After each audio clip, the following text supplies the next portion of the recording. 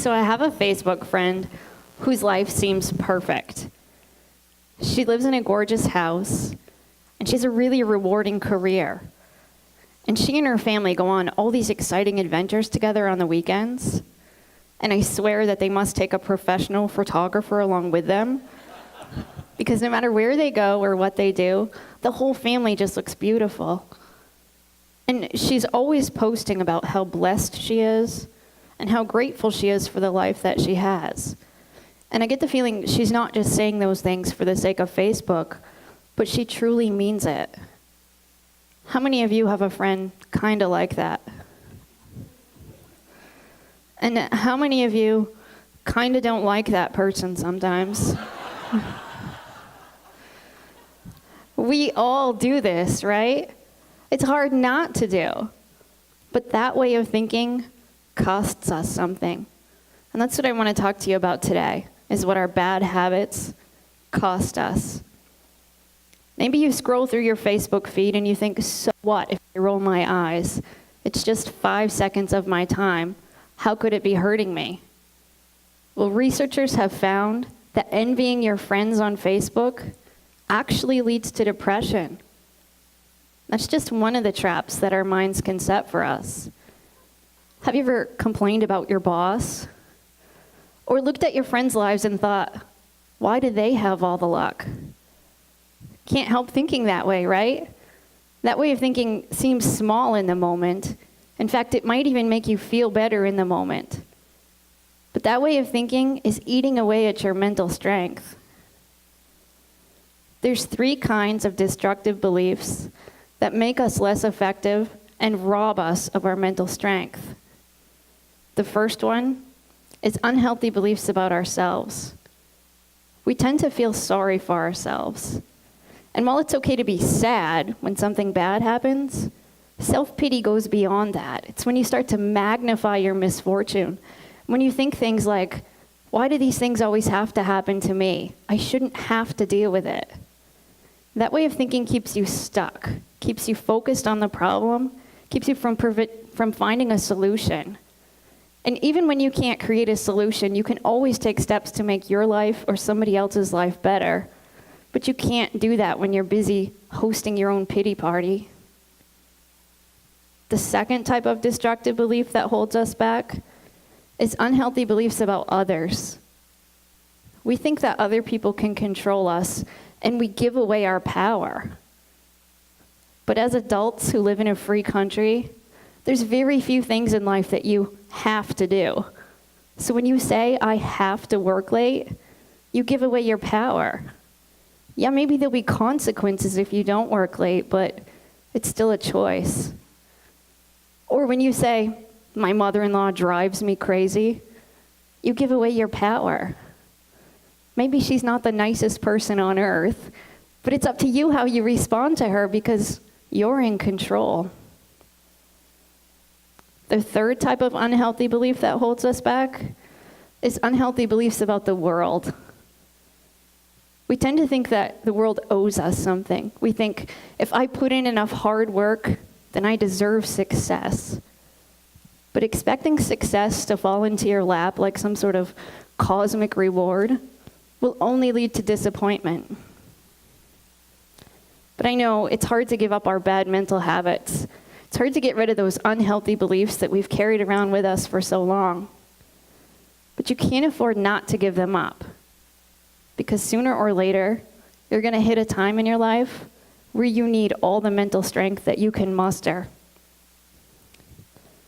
When I was 23 years old, I thought I had life all figured out. I graduated from grad school. I landed my first big job as a therapist. I got married, and I even bought a house. And I thought, this is going to be great. I've got this incredible jump start on success. What could go wrong? That all changed for me one day when I got a phone call from my sister. She said that our mother was found unresponsive, and she'd been taken to the hospital. My husband Lincoln and I jumped in the car and rushed to the hospital. We couldn't imagine what could be wrong. My mother was only 51. She didn't have any history of any kind of health problems. When we got to the hospital, doctors explained she'd had a brain aneurysm. And within 24 hours, my mother, who used to wake up in the morning saying, "It's a great day to be alive," passed away. That news was devastating to me. My mother and I had been very close. As a therapist, I knew on an intellectual level how to go through grief. But knowing it and doing it can be two very different things. It took a long time before I felt like I was really healing. And then on the 3-year anniversary of my mother's death, some friends called and invited Lincoln and me to a basketball game. Coincidentally, it was being played at the same auditorium where I'd last seen my mother on the night before she passed away. I hadn't been back there since.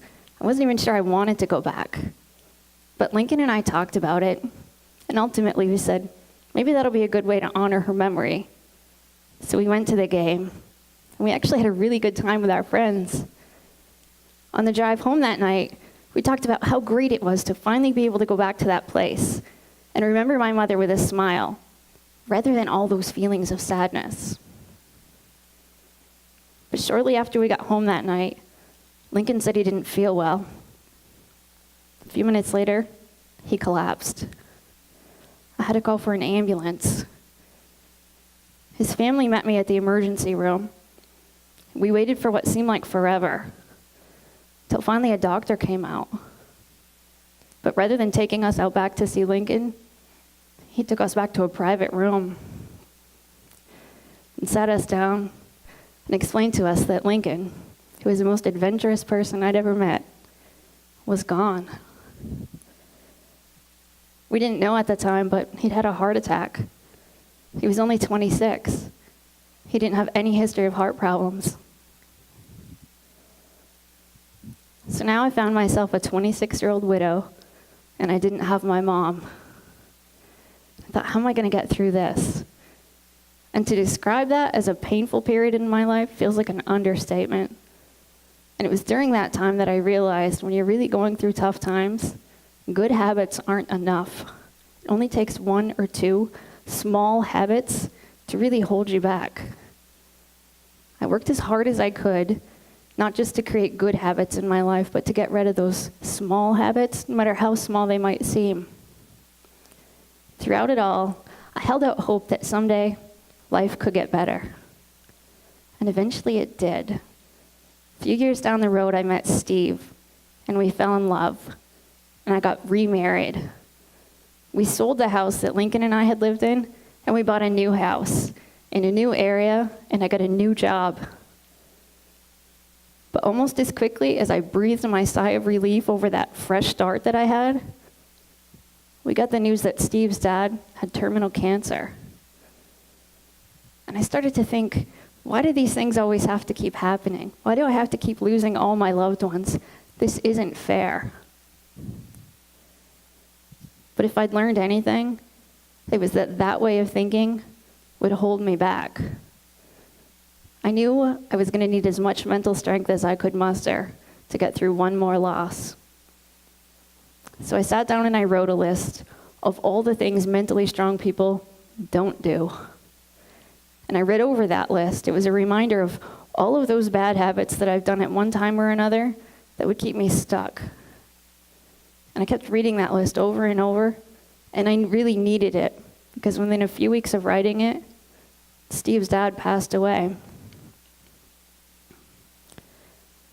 My journey taught me that the secret to being mentally strong is that you have to give up your bad mental habits. Mental strength is a lot like physical strength. If you wanted to be physically strong, you'd need to go to the gym and lift weights. But if you really wanted to see results, you'd also have to give up eating junk food. Mental strength is the same. If you want to be mentally strong, you need good habits like practicing gratitude. But you also have to give up bad habits like resenting somebody else's success. No matter how often that happens, it'll hold you back. So, how do you train your brain to think differently? How do you give up those bad mental habits that you've carried around with you? It starts by countering those unhealthy beliefs that I talked about with healthier ones. For example, unhealthy beliefs about ourselves mostly come about because we're uncomfortable with our feelings. Feeling sad or hurt or angry or scared, those things are all uncomfortable. So we go to great lengths to avoid that discomfort. We try to escape it by doing things like hosting a pity party. And although that's a temporary distraction, it just prolongs the pain. The only way to get through uncomfortable emotions, the only way to deal with them is that you have to go through them, to let yourself feel sad and then move on, and to gain confidence in your ability to deal with that discomfort. Unhealthy beliefs about others come about because we compare ourselves to other people. We think that they're either above us or below us, or we think that they can control how we feel or that we can control how they behave, or we blame them for holding us back. But really, it's our own choices that do that. You have to accept that you're your own person and other people are separate from you. The only person you should compare yourself to is the person that you were yesterday. And unhealthy beliefs about the world come about because deep down, we want the world to be fair. We want to think that if we put in enough good deeds, enough good things will happen to us. Or if we tough it out through enough bad times, we'll get some sort of reward. But ultimately, you have to accept that life isn't fair.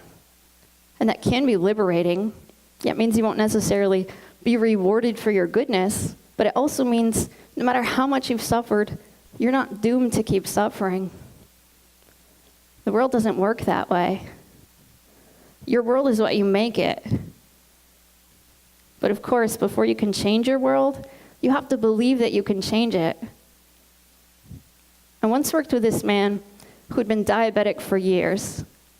His doctor referred him to therapy because he had some bad mental habits that were starting to affect his physical health. His mother had died from complications of diabetes at a young age, so he just believed he was doomed, and he'd given up trying to manage his blood sugar altogether. In fact, his blood sugar had gotten so high lately that it was starting to affect his vision, and he had his driver's license taken away, and his world was shrinking. When he came into my office, it was clear he knew all the things he could do to manage his blood sugar. He just didn't think it was worth the effort. But eventually, he agreed to make one small change. He said, I'll give up my 2-liter-a-day Pepsi habit, and I'll trade it in for Diet Pepsi. And he couldn't believe how quickly his numbers started to improve. And even though he came in every week to remind me how horrible Diet Pepsi tasted, he stuck with it.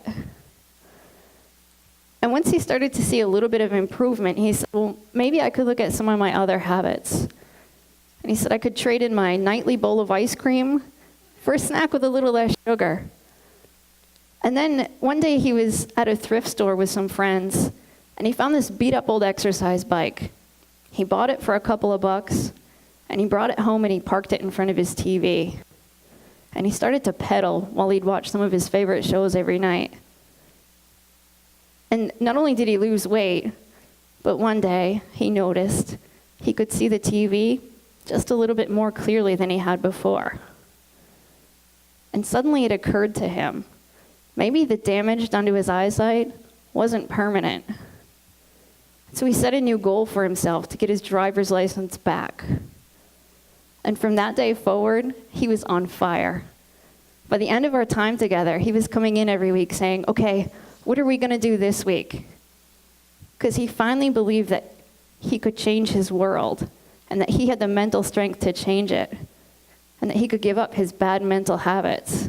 And it all started with just one small step. So I invite you to consider what bad mental habits are holding you back. What unhealthy beliefs are keeping you from being as mentally strong as you could be? And what's one small step that you could take today, right here, right now? Thank you.